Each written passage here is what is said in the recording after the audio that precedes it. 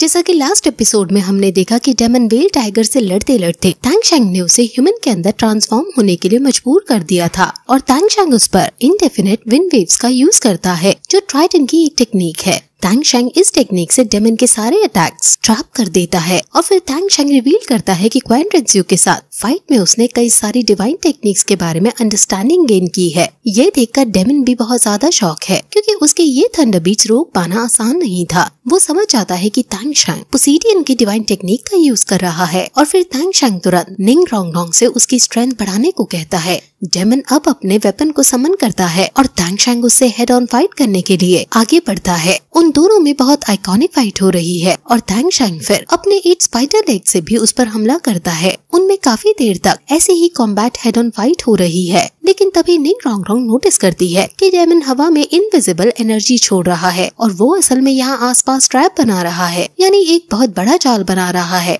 तांगशैंग को भी ये बात पता चल जाती है, लेकिन अब बहुत देर हो गई है और वहाँ लाइटनिंग का एक बहुत बड़ा वेब बन जाता है। तांगशैंग तुरंत अपने प्रिज्म में जाता है और मोटू को अपनी ब्लू सिल्वर प्लांट्स फेंकता है और मोटू पूरी शक्ति के साथ उसके प्रिज्म को बाहर खींच लेता है और घायल और थका हुआ तांगशैंग फाइनली बाहर आ जाता है। तांगशैंग ने कुछ प्लान बनाया था और वो कहता है कि शायद हमारा प्लान सही जा रहा है, लेकिन तांगशैंग की बहुत ज्यादा स्पिरिचुअल पावर कंज्यूम हो गई है। अब बाकी शेक डेविल्स कहते हैं कि अब हमें इस डेमन को घेर लेना चाहिए और जीवू तुरंत वेब के अंदर जाकर डेमन पर हमला कर देती है। जीवू हेड ऑन फाइट में सबसे ज्यादा एक्सपर्ट है और बाकी शेक डेविल्स भी उससे लड़ने लगते हैं, लेकिन डेमन उन सभी पर भारी सा पड़ रहा होता है। इस टाइम तांगशैंग मेडिटेट करके खुद को रिकवर कर रहा है और मोटू उसके स्पाइडर लेग्स में फिनिक्स पावर भर रहा है। डेमन अब फाइनली शेक डेविल्स को ओवरकम करने लगता है। डेमन अपनी डैन की पावर का यूज करता है और तांगशैंग जिसके पास टेम्परेरीली फिनिक्स पावर आ गई है वो डेमन के सामने चला जाता है। डेमन पानी के अंदर से कई सारे स्ट्रीम्स उस पर छोड़ता है जिसमें करंट भी मौजूद था और तांगशैंग उससे बचता है। ये उसका दैट की अटैक है जिसमें वो पानी और लाइटनिंग दोनों के एट्रीब्यूट को इकट्ठा करके तांगशैंग पर हमला कर रहा है। तांगशैंग अब अपने स्पिरिट रिंग्स को निकालता है और अपने हैमर का यूज करके वो उसके अटैक से डॉज करते हुए उसकी तरफ बढ़ रहा है। वो हैमर की स्पिरिट रिंग्स का यूज करके उस पर हमला कर देता है और दोनों में फिर से फाइट होने लगती है, जहाँ कभी तांगशैंग उस पर भारी पड़ता है तो कभी वो तांगशैंग पर भारी पड़ता है। डेमन अब अपने डैन की के फुल पावर मोड में आकर अपने स्पिरिट ड्रैगन से तांगशैंग पर हमला करता है और तांगशैंग भी अपने हैमर का यूज करके उस पर हमला करता है, जिसे तांगशैंग तो थोड़ा पीछे धकेल दिया जाता है, लेकिन डेमन पानी में जाकर गिरता है। डेमन इतनी टेरिबल पावर को देखकर हैरान है और उसे ऐसा लगता है मानो वो खुद सी गॉड से ही लड़ रहा हो, लेकिन ये तो सिर्फ एक ह्यूमन बीइंग है, इसलिए उसका डर और ज्यादा बढ़ जाता है। उसे बहुत गुस्सा भी आ रहा है कि वो कैसे हार सकता है, इसलिए वो एक बार फिर से ऊपर आकर अपने फैटल ब्लो का यूज तांगशैंग पर करता है। अब वो अपनी पावर को गॉड लेवल तक पहुंचने देता है और अब मिस्टर दाई समझ जाता है कि क्यों तांगशैंग डेमन से हमें हेड ऑन फाइट ज्यादा देर तक नहीं करने दे रहा है। अब डेमन गॉड लेवल की स्ट्रेंथ पर है और अब तांगशैंग की स्ट्रेंथ भी गॉड लेवल पर पहुंच गई है।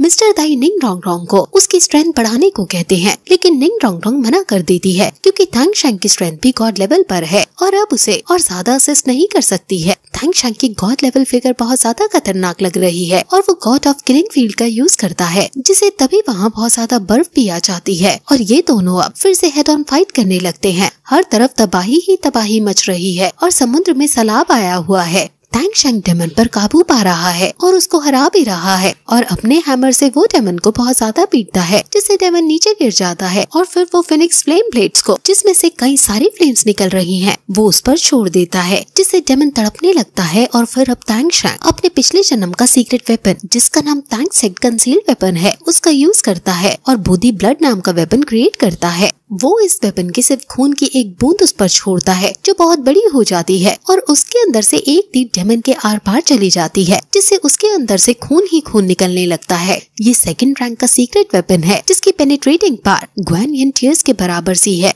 बोधी ब्लड से टोटल 9 एक्सप्लोजन्स उसकी बॉडी में होंगे, जिससे डेमन पूरी तरह से अंदर से फट जाएगा। डेमन नीचे गिर जाता है और फाइनली तड़प तड़प कर मर जाता है। तांगशैंग बहुत ज्यादा थक गया है और शेक डेविल्स उसे संभालते हैं और उसे नीचे लाते हैं। मोटू पूछता है कि वो रेड लाइट क्या था, जिस पर तांगशैंग कहता है वो कंसील्ड वेपन है जिसका नाम बोधी ब्लड है, जो हमारी सोल पावर को कंडेंस फॉर्म में कन्वर्ट करके एक स्पेशल टेक्निक के साथ फायर होता है और जब दुश्मन पर वो पड़ता है तो काफी सारी एक्सप्लोजन्स उसके शरीर में होते हैं। जीवू पूछती है कि वो रेड फिगर क्या था, जिस पर तांगशैंग बताता है कि 6 स्पिरिट रिंग्स को एक साथ यूज करने के बाद शायद उसकी गॉड ऑफ फील्ड म्यूटेट हो गई और तांगशैंग को ये बहुत ज्यादा इनक्रेडिबल फील हुआ था और अब वो पहले इसके अंदर से जो एनर्जी निकली है इसको लेने का डिसाइड करते हैं। तांगशैंग सभी को इसकी एनर्जी को इंजेक्ट करने को कहता है और क्योंकि ये बहुत ज्यादा पावरफुल है और इससे इनकी सोल पावर एनहांस हो जाएगी, सभी मेडिटेट करने बैठ जाते हैं और ये लोग कल्टीवेट करने लगते हैं। डेमन के मरने से और उसकी एनर्जी चारों तरफ फैलने से आसपास का वातावरण बहुत ज्यादा अच्छा हो जाता है और फिर कुछ समय बाद जीवू बताती है कि उसकी बॉडी पहले से ज्यादा स्ट्रॉन्ग हो गई है और अब वो तांगशैंग को स्पिरिट रिंग और सोल बोन को एब्जॉर्ब करने को कहती है। तांगशैंग अब million years old spirit ring absorb करने जा रहा है और ये आसान नहीं होने वाला है। तांगशैंग वहाँ उसको एब्जॉर्ब करने चला जाता है और कहता है कि गॉडहुड अटेन करने के लिए चाहे कितना भी मुश्किल काम यूज क्यों न करना पड़े